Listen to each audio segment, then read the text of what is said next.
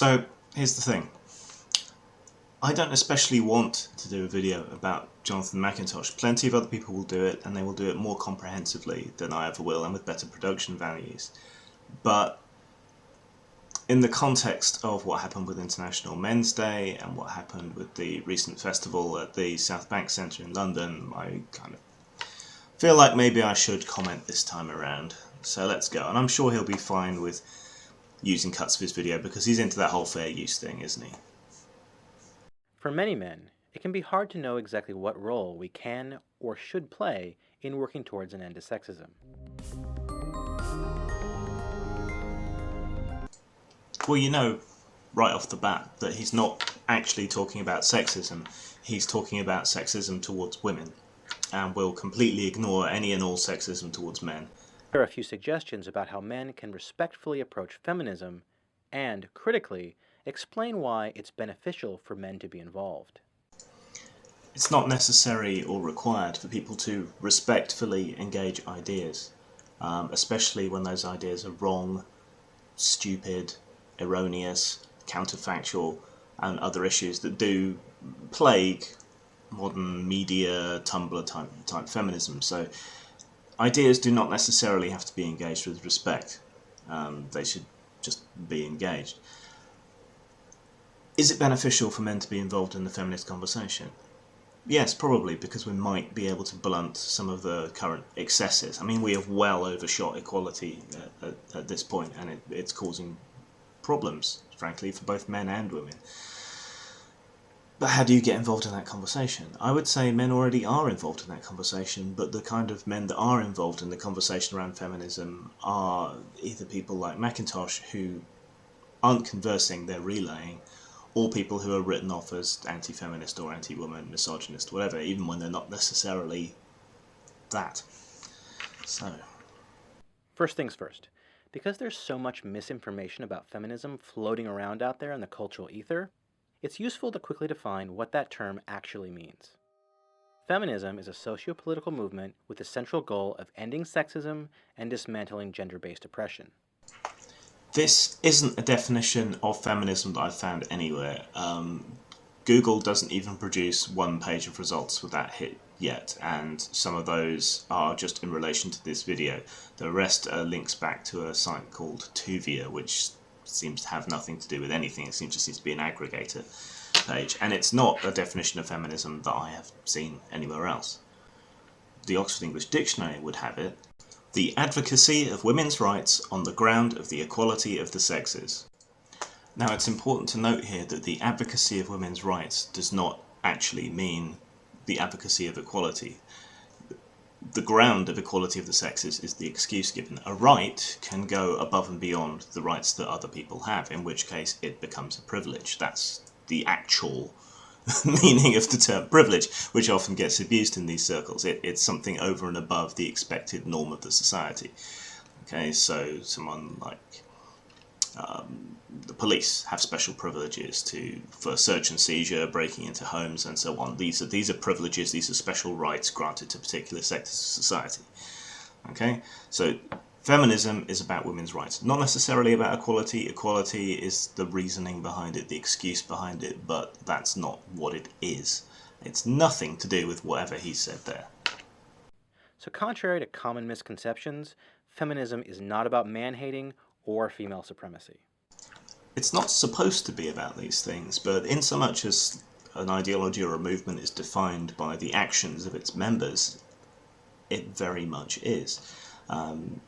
Joking or not, you see things like kill all men and male tears mugs and so on, widespread to such an extent that it becomes hard to dismiss. And some people, definitely describe themselves as misandrists. There's a whole radical wing of feminism about gender separation and segregation into completely women-only spaces. There's political lesbianism, So don't deny that these threads are there. The man-hating and the extremism, because they definitely are, and they're much more prominent in media feminism and Tumblr feminism, which are defining the conversation at the moment. And feminist frequency is in that arena. It's important to note that the feminist endeavor, as it's been defined by women like Bell Hooks, does not simply seek equal access for women within current systems of power, but instead seeks to transform those systems and the values associated with them.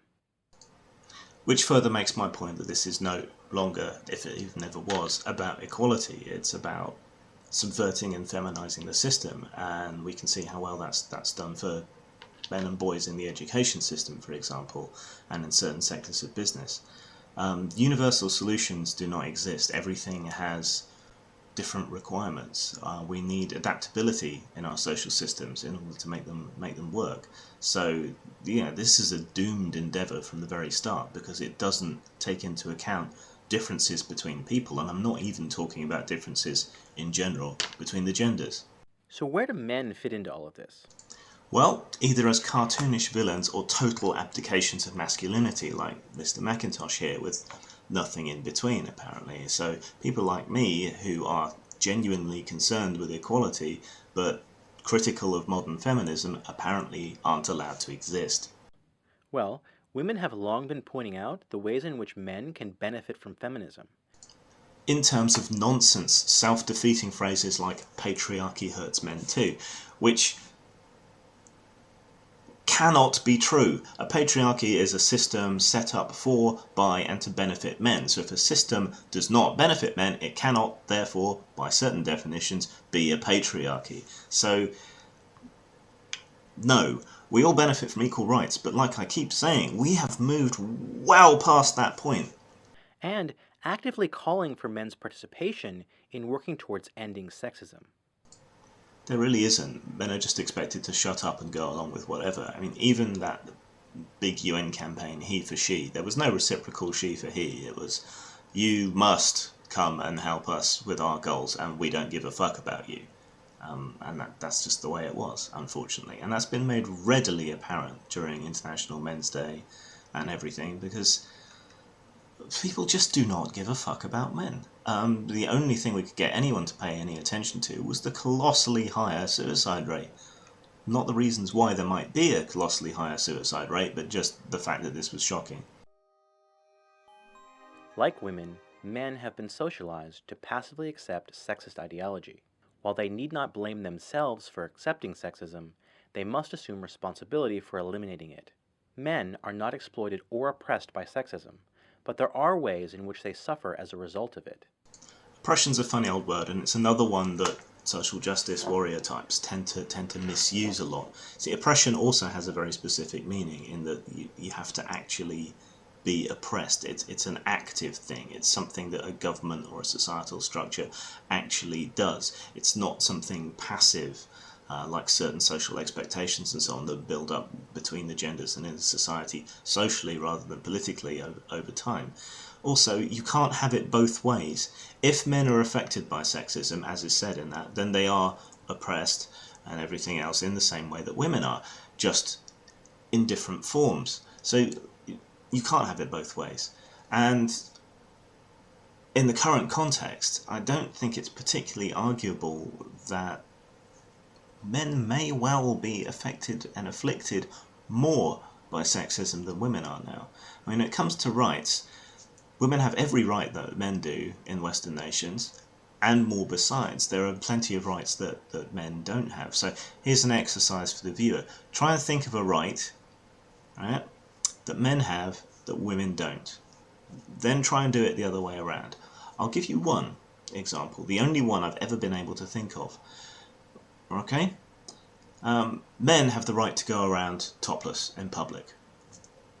Women don't, generally. Now, obviously, this is due to differences in biology and secondary sexual characteristics and so on, but, that's an example. I would say it doesn't particularly count because of those reasons, but that is the only thing that even comes close that I've been able to think of. That bears repeating. Men are not exploited or oppressed by sexism. Again, I disagree with the terminology here, but let's go along with it. I don't think either gender is oppressed in the West anymore. So, but still, let's say that he means negative effects or expectations or demands, duties, things that are put onto us because of our gender. yes, there are things that are put onto men. We are exploited and oppressed because of our gender. There's expectations on us. Like I had a car accident the other day, shoved off the road by a Land Rover into a pothole, bang, lost front left tyre. I am not a practical man. I am a writer. Okay, I can't change a tyre. I can come up with different adjectives to describe a tyre and different verbs for things that you can do with a tyre, but I can't physically change a tyre. Certainly not late at night at the side of a road in the mud in gale force winds with the rain pouring down. So, I had to try and get help. And no fucker would stop for me at the side of the road, despite me waving them down. If I'd been a woman, they probably would have. Plus, the guy that came to fix the wheel was a little bit condescending by the fact that I didn't know how to do it, hadn't even tried. And when we went to buy tyres, it was expected that I knew all this stuff about cars, which I absolutely did not. So, that these are small things, but then the kinds of things that feminists tend to complain about these days, again in the context of the West, also tend to be minor, trivial bullshit, as Hersey Alley puts it. But there are more serious and more onerous demands that are made of men. We are expected to sacrifice our family life for work. We are expected to volunteer to go to war. People who already have volunteered for the military, men can be forced into frontline service, women have to volunteer for it. There's all kinds of examples like this of these expectations and demands on men. You look at the family court and the way that's put across, or men have no choice, no reproductive rights whatsoever. The entire basis of the decisions on the woman. I mean, obviously biology comes into that and everything, but if you get someone pregnant accidentally, contraception fails, whatever reason, you don't want the child, they do. You end up with a child anyway, and furthermore, you end up financially on the hook to that child for 18 years. It's essentially indentured servitude, and that sounds like a horrible, harsh way of putting it, and obviously kids need to be looked after, but these are rights and demands upon men, rights we don't have, and demands upon men that are expected of us. That aren't necessarily fair. In that case, you could definitely call that oppression, because that is a governmentally mandated and enforced demand upon men. So no, this is the problem with trying to say that feminism is good for men too. It isn't, because it does not deal with these kinds of issues. And as we can see here, even when he's trying to sell the idea that feminism is good for men, he's denying that men also suffer from sexism. But there are ways in which we suffer as a result of it. We are taught early on that boys don't cry. Of course we do, but we're biologically hardwired for status games and to not show weakness, because male interactions tend to be more competitive than female interactions, or male-female interactions tend. Please pay attention. I'm talking very, very generally. I'm aware there's hierarchies amongst women and vicious, mean girls behaviour and so on, but we're speaking very, very generally. Boys do cry. Obviously, boys cry. Okay, but it's difficult for us. Okay, and it's not just because of socialisation. Okay, and frankly, stoicism in the face of pain can be a good thing. And this is a problem I find with these claims of toxic masculinity. When someone uses the phrase toxic masculinity or hyper masculinity, they're not actually criticising the excesses. If you listen to them, they're actually just criticising what's considered masculinity, and these are a loose collection of traits that you may or may not have. Again, we're speaking very, very generally, okay, so don't pick me up on this shit because I'm having to talk quite broadly. So this trait that men supposedly have, okay, of not being emotional, that can be a good thing, okay, just not when taken to a huge excess.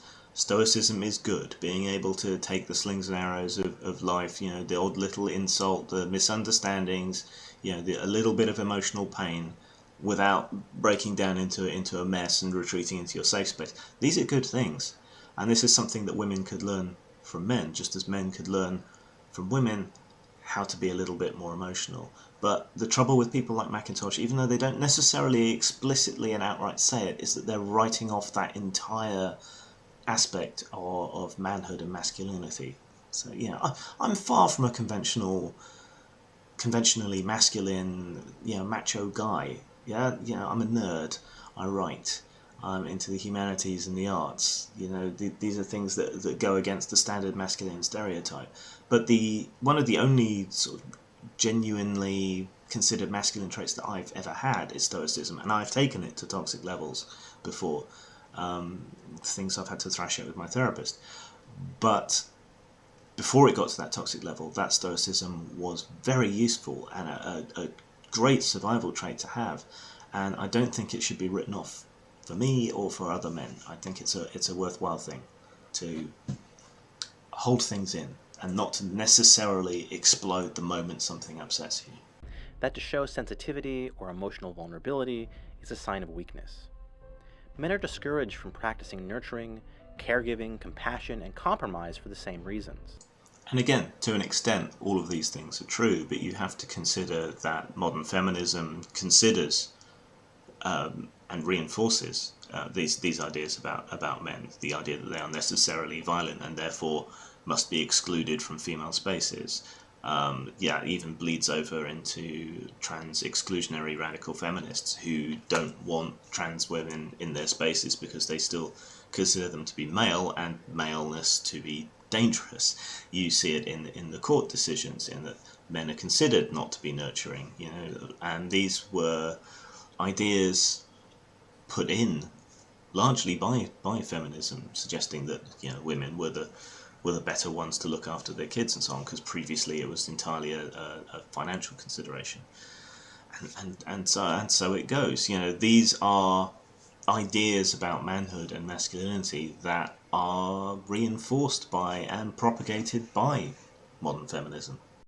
So there is an enormous amount of pressure placed on men to prove our manhood by acting tough, projecting strength, and repressing our emotions. And now you're just trying to impose your own concept of masculinity, which isn't very traditionally masculine, arguably isn't very masculine at all, doesn't take into account the biological and neurological differences, psychological differences between the genders, doesn't take into account how men are hurt by sexism and so on. You're calling for a kind of masculinity that is a complete surrender to the whims of women and the ideologies of increasingly radical feminism. You're asking for a suspension of critical thought and of any even slight self-interest. And that's a lot to demand of anybody, and it's just as toxic and problematic as you would consider traditional ideas of masculinity to be.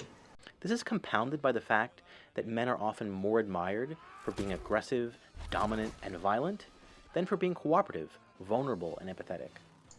I don't see what the game's footage has to do with anything, because, that's fantasy, not reality, something which, judging from McIntosh's tweets in general and interactions in general, he seems to have great difficulty understanding the difference between the two. Now, it takes all sorts to make a world, and these competitiveness traits, these other traits that you mentioned, can all be good in context, just as the other traits can all be good in context. And it's not that men are necessarily admired for the things that he said, it's more that what draws admiration from other men is success and status, and the kind of things that get men or women success and status are often quite similar. I mean, when you look at heads of companies of either gender, you'll find psychopathy is much more common in people who succeed, and that's more common in men, which is part of the reason why you see more men in top business positions, because more men tend, remember tend, we're talking very generally, men tend to have those traits more commonly, to self-promote, to be less emotional, to put more hours in, to be willing to make the sacrifices and so on, and to treat other people like crap, which gets them into that position, and it's the position that grants them the respect. So, but it's those traits, the psychopathy, basically, that enable success for both men and women.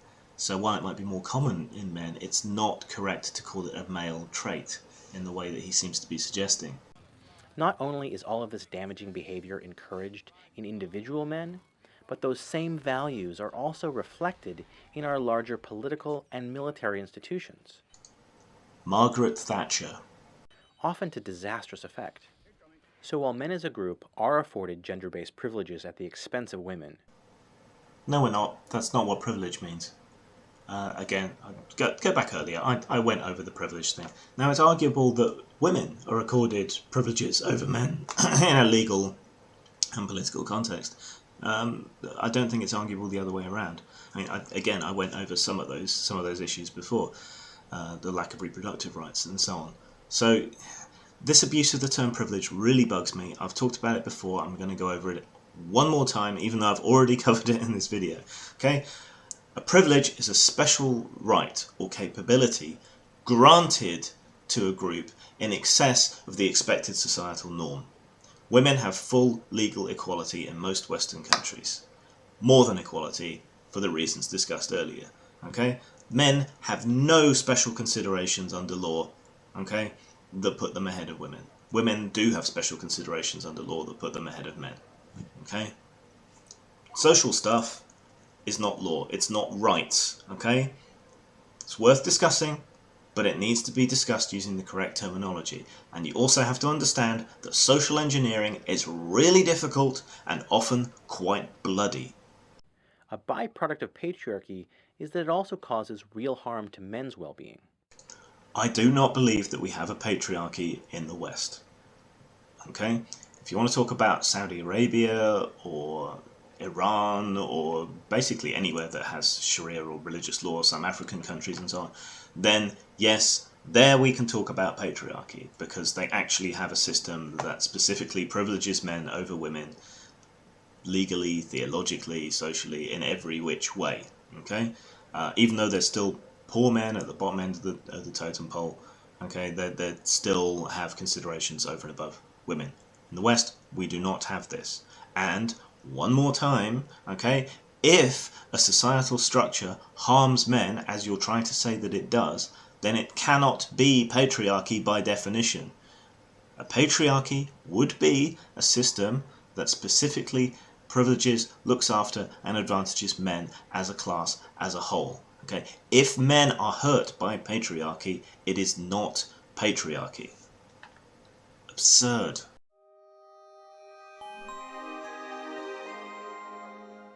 Okay, so if we're on board with ending sexism, what specifically can we do as men to be helpful? I am only on board if we're also stopping sexism against men, which you're not interested in. So I'm not on board. Maybe that seems a little harsh, because, if you see something that's wrong, you should intercede. Anyway, so to an extent, okay, fair enough, I will. But I'm also going to do that for men. I'm just going to treat it equally. But I'm not on board with you and people like you and what you're doing, because you're too often promoting and extending sexism against men. Hopefully that's a bit clearer. Listen to women. Now that might seem really obvious, but far too often men have a hard time just listening to what women have to say. Yet the problem here is he doesn't mean listen to women. He means listen, do not say anything, do not counter anything that's wrong, do not interrupt even when they're going off on one, do not call them out on their sexism, just listen and believe. Okay? I'm all for listening, but I've got to have my right of reply, and if you're wrong, I've got to be able to say so, and that's not what he means. And respecting women's knowledge and experiences. Because of the way we're socialized to think of our voices as most important, men have a tendency to interrupt and interject ourselves into conversations and then to dominate those interactions. In other words, we treat women exactly the same way we would treat other men, which is supposed to be the goal of equality. This behavior is so ingrained that men often don't even realize we're doing it, which is why it's critical to learn how to take a step back, to try not to interrupt, and instead actively listen and absorb what is being said before responding. Responding, yet comments and likes are disabled on this video. Yeah. Now, of course, this does not mean you have to agree with everything every individual woman says. No one person's perspective can ever represent all of feminism or the experiences of all women. It simply means that we, as men, are not in a position to define feminism for women. Then it must follow that women are not in any position to criticise or define masculinity for men. And yet, here we are. And that we should actively pay attention to women's voices, because for so long, women's experiences, women's perspectives, and women's ideas have been dismissed, ignored, and silenced. Or they might have been wrong. just a possibility. And also, you're talking about historically. We don't live in the past, we live today. However women were treated in the past doesn't particularly have any relevance to our social interactions now. It's not like there's a compensation that we need to now just go along with women entirely from now on. That's not what equality is. That would be too far the other way. And I'm not responsible for what my ancestors might have done. Original sin is a concept that should be left to religion, and then religion should be fired out of a cannon into the sun. It's especially vital to listen to women of color, particularly black and indigenous women, because, as feminist scholars have long pointed out, sexism is compounded when it's combined with racism and other forms of oppression. The value of ideas knows no race, no gender, no age, nothing. This is the value that anonymous culture brings, that people can be judged on their ideas alone, the content of what they're saying. So what you're doing is self-defeating because you're making identity the central and most important aspect of any and all social interactions, and that's not a way to get to equality. You get to equality by the idea being what matters, by enlightenment values, so, rationality, logic, fairness, tolerance. That's how you get to equality. You don't get to equality by putting race and gender and sexuality and everything front and center as the only thing that matters. What you do then, as we have seen, is that you create an excuse where anyone encounters any adversity whatsoever, they can then choose to blame it on whatever one of these particular identity groups that they come into. Oh, I didn't get that promotion at work. It must be because I'm a woman. It must be because I'm black. It must be because I'm disabled. It must be because I have mental health problems. It must be because I'm triggered by the telephone. Something like that. Some of those might even be valid reasons why you might not get that promotion or you might not get that job that you applied for. But rather than seeing it as your problem, you then project it onto other people and say, oh, they must be racist, they must be biased. And some people might be. But that's the other problem. By bringing this into everything, you're devaluing it and obscuring where it might be a genuine issue. Because I certainly know that you're biasing me against these claims nowadays, because I've seen so much trivial crap. If someone says, "Oh, this was because I was a woman," my tendency now is not to believe them. It's the exact opposite of what you're trying to encourage. Whereas before, 3, 4, 5 years ago, I would have tended to believe them. Now, you've poisoned the well so badly, I have to really struggle to overcome this cognitive bias that you have put onto me. So, if this is your goal, I think you're going against it. Back in 1989, Kimberly Crenshaw coined the term intersectionality as part of her theory to describe these layered experiences that leave some women more disenfranchised than others. And that's how we get into the oppression Olympics. Intersectionality might be a useful descriptive tool, but in terms of activism and getting shit done and drawing broad alliances between people, it has been fucking terrible. Intersectional ideas are what destroyed Occupy Wall Street. This has been gone over before, but very, very briefly. When Occupy Wall Street started, you had a single unifying goal. Okay, the corporation, two goals. Spanish Inquisition. Two goals, really. That corporations should not be considered to be people, and you wanted money out of politics. This united people from all sides of the political spectrum. You had libertarians and left-wing activists, and all manner of people were all in it together. Then these social justice concepts started to come in, the progressive stack, all the rest of it, and you had to agree with everything, or you were no longer part of the movement. So if you were down for fighting corporate influence in politics, but you weren't necessarily for gay marriage, you were out. And then if maybe you didn't accept trans people as what they were, out. And so on. And that just whittled away at its level of influence, the amount of people that could be involved, until it became an irrelevance filled with tumblerinas. Okay, so intersectionality is I think, a good way of examining how these problems compound and expand upon each other, but as a way of building a movement, terrible. Fucking terrible. It's important for us, as men, to acknowledge that when we talk about feminism, we follow the lead of women. No, we can learn independently, okay? And I do think it's important to at least know thy enemy, as the saying goes.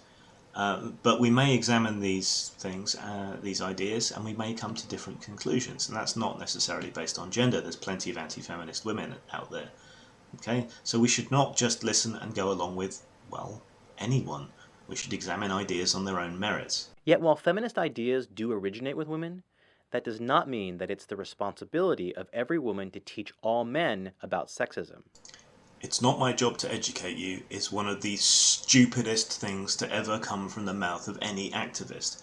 If you claim to be an activist, which if you claim to be a feminist you're tacitly accepting, then it is your job to educate people. I'm an activist for atheism, secularism. Yeah?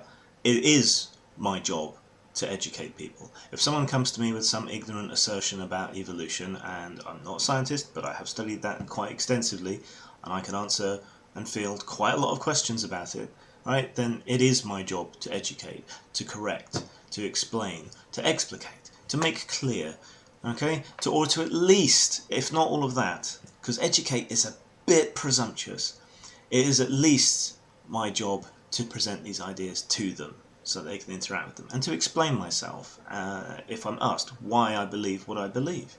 So, annoying as it might be, that is what it means to be an activist. So we shouldn't go around interrogating or demanding answers from women. Instead, we should be proactive in doing the work ourselves by committing to continuous lifelong learning. We may not see the problems that you claim that exist. We may not accept the existence of patriarchy that you assert. We may not accept many of the other ideas that go around in feminist circles. So why on earth would we bother to educate ourselves about them? This is why it's important for activists to present information and to be available to talk about this stuff, because then you might spark someone's interest or convince them that this is a problem, and then they might go on to examine it. Okay? Now I have, and I have not come to the same conclusions that you have, and I find much of what you assert to be unbacked, sheer bunk, balderdash, piffle nonsense. Okay? So I have looked into it, and I still don't agree with you. So at that point, we're now at a discussion where both sides are educated, at least on what one side believes, and now we need to have a discussion. So it doesn't even stop there with someone going off and self-educating, because they're not necessarily going to come to the same conclusions as you, and then there's room for an educated and informed discussion, which we should have, but no, we just get this excuse over and over and over again. Well, you should just believe what I believe. No, I'm not going to bother telling you why. No, I'm not going to bother showing you how I came to my conclusions. No, I'm not going to back up any of my arguments with evidence. You just are ignorant. Well, no, I've studied blah, blah, blah, blah, blah, and I don't believe you. No, you need to study more, you're ignorant. And we get nowhere. It's just, that's the actions of a faith. Read the Bible. Read the Bible. Read the Bible. No. Okay, you have to enter into discussion. Lucky for us, over the past century, feminist scholars have written volumes on the topic. So here are some suggested readings about feminism and how patriarchy operates as a social system. First, demonstrate that patriarchy exists. Feminist scholars now has the same ring in my ear as learned theologian. Okay, it has about the same level of impressiveness as a degree in Klingon. All right, okay, cool, you managed to study this thing, but it's fiction. You know, it's impressive that you learned this fictional language, but it might have been more impressive if you learned a real language or an ancient language or something. And you know, I admire your dedication, but it's not real. The place where men can be most helpful in regards to feminism is first within ourselves and then amongst other men. Patriarchy encourages men to buy into sexist thinking and at the very least remain complacent in sexism through our silence. First, prove patriarchy. So instead, step off the path of least resistance and dare to make yourself and other men uncomfortable about sexism. Let the other men around you know that their sexist behavior is not okay. For example, when you stand up and say that a sexist joke is not funny, the men telling that joke can no longer be assured that they will go unchallenged the next time they tell it. This might be difficult for you to understand, but telling a sexist joke is not necessarily sexist. What makes a sexist joke funny is that you're doing something taboo, you're doing something shocking. It doesn't necessarily reflect anyone's actual views on anything. It doesn't mean that they're sexist. It doesn't mean that they're misogynist. It just means that they're telling a joke. Okay, dirty jokes, nasty jokes, dead baby jokes, all of these things rely on shock, and they reveal absolutely nothing really about the person telling them. It's also true of racist jokes. The value is in the shock. That's oh my god, I can't believe you said that, sort of thing. But it doesn't necessarily say anything about the person telling the joke. And as for challenging guys on this, that's an excellent way to get glassed. If you make a comment and a woman dismisses or disagrees with you, don't take it personally. Because we're always given the same consideration the other way around. Didn't you just get over telling us not to interrupt or dismiss women? Equality. She doesn't owe you anything, and her disagreement does not necessarily mean that she's angry or frustrated with you as an individual. And vice versa. That being said, it's completely understandable for women to express anger about sexism.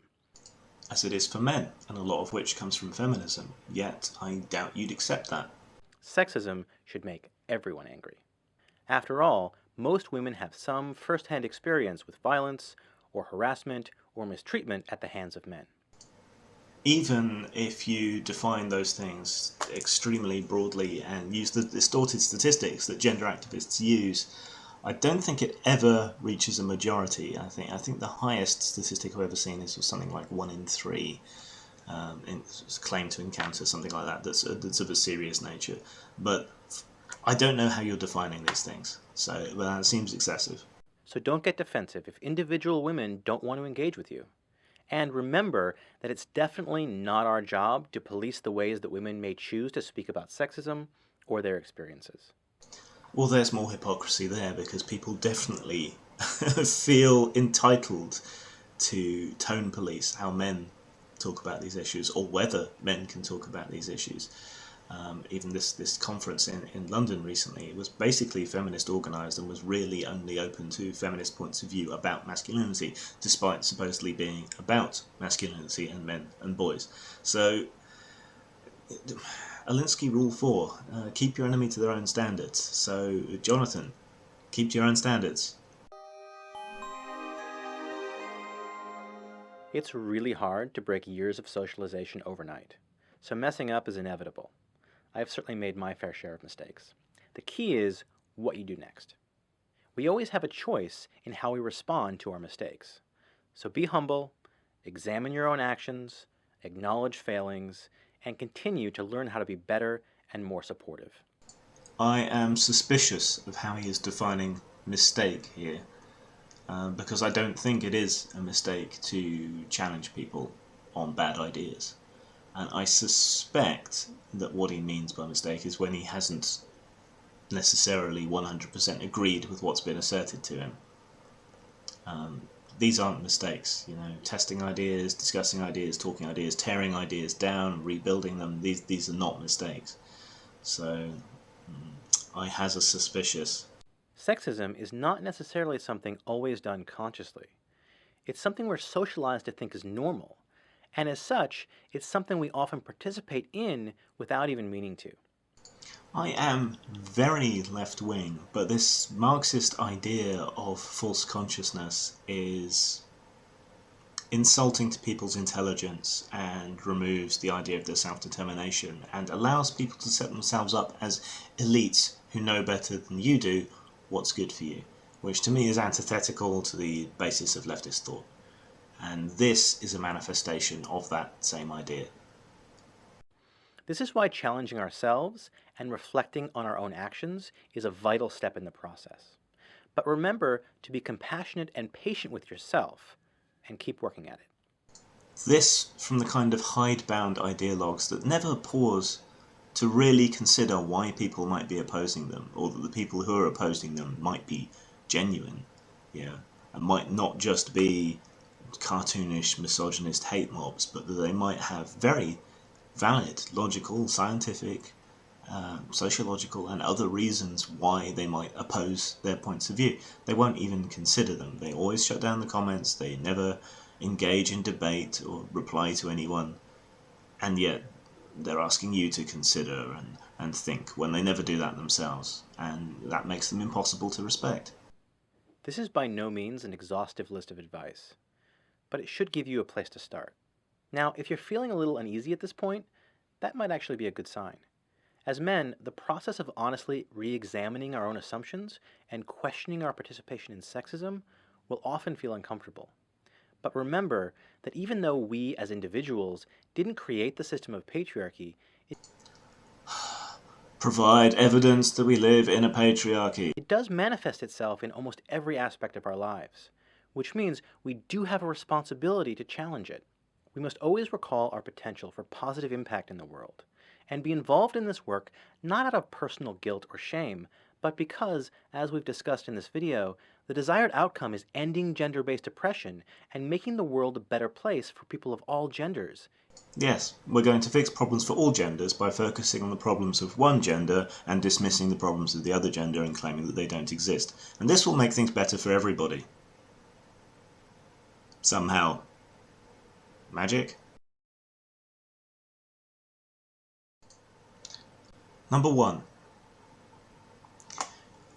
Re-examine and support your presuppositions. You may have already bought into patriarchy theory, rape culture, and all the rest of it. We haven't. Much of the rest of your ideas proceed based upon these presuppositions, that these things are true, that these things exist, and this is a large part of what causes problems in your research and the things that you claim that are evidence, because you already have a conclusion and then you're looking for support for that conclusion. This is bad science. So, if you want to convince other people, if you want to engage other people, you need to persuade them that your presuppositions are correct. Not just on those topics, on general topics, even the very basics, that society is sexist as a whole. These kind of things, that this is oppression, right? You need to explain how you've redefined words, why you've redefined words, why you haven't used plain English, or and you're talking to people who aren't necessarily rooted in the same kind of pseudo-academic gender dialogue that you're engaged in. So plain English is better, otherwise you need to explain yourself. So you examine your presuppositions, back them up with evidence, and explain them effectively. Step 2. Ditch this concept of original sin, by which I mean ditch the idea that there is a male privilege or a white privilege or any of these other privileges, because they simply don't exist. Not in the way that you try to suggest that they exist. And privilege is definitely the wrong term. Okay, I am not responsible for my ancestors. Okay, their infractions, whatever horrible stuff they may or may not have done to anybody, does not transfer onto me. I'm not responsible for it. I didn't do it. I do not tangibly benefit from it in any way, shape or form, and I am not withholden to redress any historical imbalance you feel may be have impacted upon your ancestors. Okay, because you are not them either. You're not your ancestors, I'm not my ancestors, I didn't do any of this stuff, you weren't on the receiving end of any of this stuff, we both live today. And we need to examine things in that context, where we are now. It's all very well saying in the past this happened, but that really has little or no bearing upon you and me today. And the same thing with the idea of privilege, the idea that you get these specific benefits just by virtue of being born. Okay, when it comes to wealth, maybe, but that's about it. Okay, you don't know my experience, you need to treat me as an individual. Even when you're speaking as a group, you're often wrong on this. So, I don't carry any responsibility or burden by virtue of my birth, and I don't carry any weight or burden of responsibility for my ancestors, and you don't carry any grudges from your ancestors. This needs to go. 3. Don't educate, inform and explain. Okay? Don't call it education, because it sounds a bit re-education campy, for one thing. And for another, it's arrogant and presumptuous, because the people you're talking to may well have already been aware of everything that you think is relevant, but it may have come to different conclusions. So inform people of what you believe, why you believe it, and the evidence that backs that up. Don't just shrilly assert. Don't tell people you're not going to enact the labour of discussing or presenting your ideas, and don't tell people educate yourself. If you want to be an activist, you have to take the time to do this yourself, as most activists in most spheres do. 4. Distance yourself from misandry. Now, you may not agree that misandry is a thing, so shall we just call it man-hating? That's the definition of misandry. Like it or not, there are a lot of mainstream media and internet feminists who do nothing but spew bile against men, blame men for everything, and all of this purely on the basis of their gender. This is prejudice, this is bigotry, this is sexism, and if you want to be taken seriously, you need to distance yourself from it. Now, I've been involved in movements that have been accused of all kinds of horrible things, like Gamergate, and Gamergate went to strenuous efforts to point out that it wasn't any of these things, wasn't associated with them, there wasn't any evidence that Gamergate was particularly associated with them. I'm sure there were a few bad apples in the bunch, but still, but that made no impact on a lot of people. They just decided to write off the whole thing at once. I'm telling you, I am willing, at least me, probably a lot of other people, to listen to you and take you seriously and to believe you if you distance yourself from these harsh elements. But pretending that they don't exist, pretending that these horrible people like Julie Bindel or even Laurie Penny these days, she's bloody awful these days, going just horribly bigoted. If you don't distance yourself from these people, you're going to be assumed to be part of them, because they are defining what feminism is for a whole generation of women and several whole generations of men, because this is the feminism that we see. This is the feminism that dominates the discussion, and we don't see people calling it out.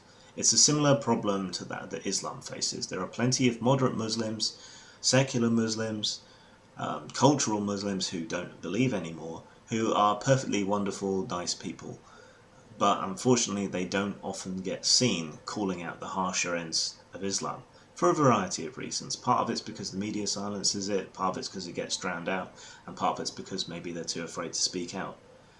And for some of them, unfortunately, it's because they do tacitly support what goes on. But in all these cases, people can speak out against the worst elements, and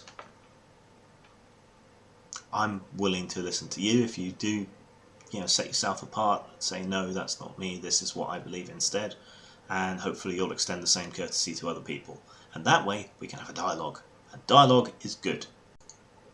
Lastly, fifthly, keep to your own standards, by which I mean if you don't want to be dismissed, you shouldn't dismiss other people. If you don't want to be poo-pooed because of your gender, don't poo-poo people because of their gender.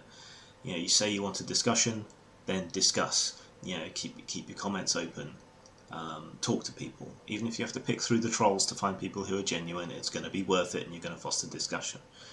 So you say you want these things, campaign for these things. You say you want equality, then that has to include the bad as well as the good. And it has to be for everybody, not just for one particular group. You need to,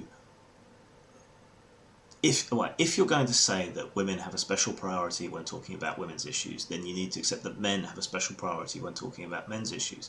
You have to stick to your own standards in these discussions, one way or the other. If you want to shift that and say no, then you have to let that apply the other way. So just keep to your own standards and to your own professed beliefs, because at the moment you're not. Anyway, this is a hugely long video for me.